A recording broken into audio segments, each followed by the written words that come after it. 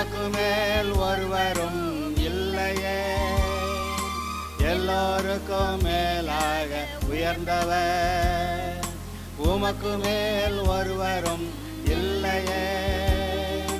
அல்லேலூயா, அல்லேலூயா. கர்த்தராகிய இயேசுவின் நாமத்தினாலே உங்களுக்கு வாழ்த்துக்கள்.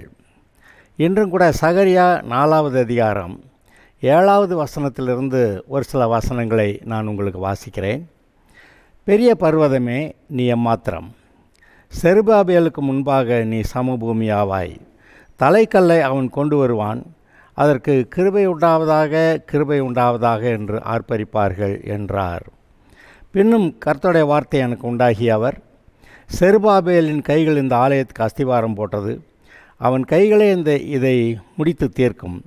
அதனால் சேனைகளின் கர்த்தர் என்னை உங்களிடத்திற்கு அனுப்பினார் என்று அறிவாய். அற்பமான ஆரம்பத்தின் நாளை யார் அசட்டை பண்ணலாம்? பூமி எங்கும் சுற்றி பார்க்கிறவைகளாகிய கர்த்தருடைய 7 கண்களும் செருபாபேலின் கையில் இருக்கிற தூக்கு நூலை சந்தோஷமாய் பார்க்கிறது என்றார். இந்த வசனங்களை சகரியா 4வது அதிகாரம் 7வது வசனத்திலிருந்து வாசிக்கிறோம். இது உண்மையிலேயே இஸ்ரவேலர் பாபிலோனிலிருந்து, அதாவது சிறையிருப்பிலிருந்து திரும்பி வந்து அங்கே கர்த்தருடைய ஆலயத்தை கட்ட முயற்சிக்கும்போது ஒரு முறை தடை உண்டாகிவிட்டது. ஆலயத்தை கட்ட முடியல. பிறகு ஒரு நேரத்தில் சகரியாவும் அந்த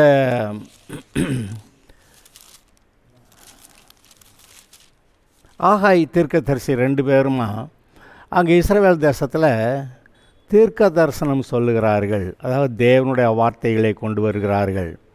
நீங்கள் எழும்பி ஆலயத்தை கட்டுங்கள் என்று அங்கே சொல்லப்படுகிறது. அங்கே ஆகாய் தீர்க்கதரிசி சொல்கிற வார்த்தை கூட நம்ம ஒரு தடவை கேட்டுடலாமா? ஆகாய் 1 அதிகாரம். ராஜாவாகிய தரியு அரசாண்ட 2ஆம் வருஷம் 6ஆம் மாதத்தில் 1ஆம் தேதியிலே கர்த்தருடைய வார்த்தை ஆகாய் என்னும் தீர்க்கதரிசியின் மூலமாய் செயல்தியலின் குமாரனாகிய செருபாபேல் என்னும் யூதாவின் தலைவனுக்கும் யோசதாக்கின் குமாரனாகிய யோசுவா என்னும் பிரதான ஆசாரியனுக்கும் உண்டாகி அவர் சொன்னது என்னவென்றால், இந்த ஜனங்கள் கர்த்தருடைய ஆலயத்தை கட்டுகிறதற்கு ஏற்ற காலம் இன்னும் வரவில்லை என்கிறார்கள் என்று சேனைகளின் கர்த்தர் சொல்லுகிறார். ஆனாலும் ஆகாய் என்னும் தீர்க்கதரிசியின் மூலமாய் கர்த்தருடைய வார்த்தை உண்டாகி அவர் சொல்கிறார், இந்த வீடு பாழாய் கிடக்கும்போது நீங்கள் மச்சு பாவப்பட்ட உங்கள் வீடுகளில் குடியிருக்கும்படியான காலம் இதுவோ? இப்போதும் சேனைகளின் கர்த்தர் சொல்லுகிறார், உங்கள் வழிகளை சிந்தித்து பாருங்கள். நீங்கள் திரளாய் விதைத்தும் கொஞ்சமாய் அறுத்து கொண்டு வருகிறீர்கள். நீங்கள் புசித்தும் திருப்தியாகவில்லை, குடித்தும் பரிபூர்ணமடையவில்லை. நீங்கள் வஸ்திரம் உடுத்தியும் ஒருவனுக்கும் குளிர்விடவில்லை. கூலியை சம்பாதிக்கிறவன் பொத்தலான பையிலே போடுகிறவனாய் அதை சம்பாதிக்கிறான். உங்கள் வழிகளை சிந்தித்து பாருங்கள் என்று சேனைகளின் கர்த்தர் சொல்லுகிறார். நீங்கள் மலைகளின் மேல் ஏறி போய் மரங்களை வெட்டி கொண்டு வந்து ஆலயத்தை கட்டுங்கள். அதன் பேரில் நான் பிரியமாயிருப்பேன், அதனால் என் மகிமை விளங்கும் என்று கர்த்தர் சொல்லுகிறார். சகரியா தீர்க்கதரிசியில் இருக்க புஸ்தகத்தை வாசித்தோம்.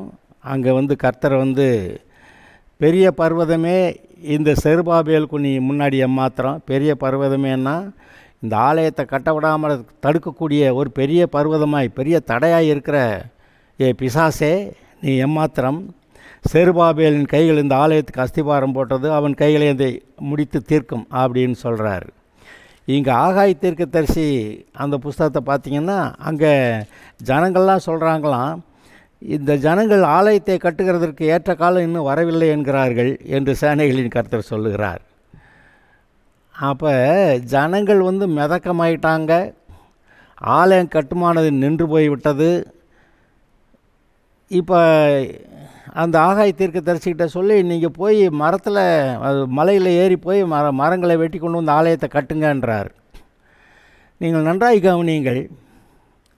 பழைய ஏற்பாட்டில் அங்கே ஆசரிப்பு கூடாரம் இருந்தது. பிறகு அது ஆலயமாய் கட்டப்பட்டது. சாலமோன் ராஜா தான் கட்டினான். பிறகு அவர்கள் சிறையிருப்பு போனபோது ஆலயம் இடிக்கப்பட்டு விட்டது.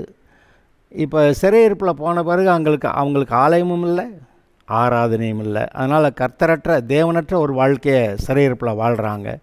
ஆனால் கர்த்தர் இறக்கப்பட்டு மறுபடியுமா அவர்களை தங்களுடைய தேசத்துக்கு கொண்டு வந்து சேர்க்கிறாரு. ஆலயத்தை கட்ட ஆரம்பித்தாங்க, ஆனால் பிரச்சனை வந்துருச்சு, அதனால் நிறுத்திட்டாங்க. அதோட சோர்ந்து போயிட்டாங்க. அதோட மச்சுப்பாகப்பட்ட வீட்டில் போய் தங்கியிருக்க ஆரம்பிச்சிட்டாங்க. ஆலயத்தை கட்டுறதுக்கான அந்த விருப்பம் இல்லாமல் போச்சு. ஆனால் கர்த்தர் ஒரு நேரத்தில் மறுபடியும் வர்றாரு, ஆலயத்தை கட்டுங்க.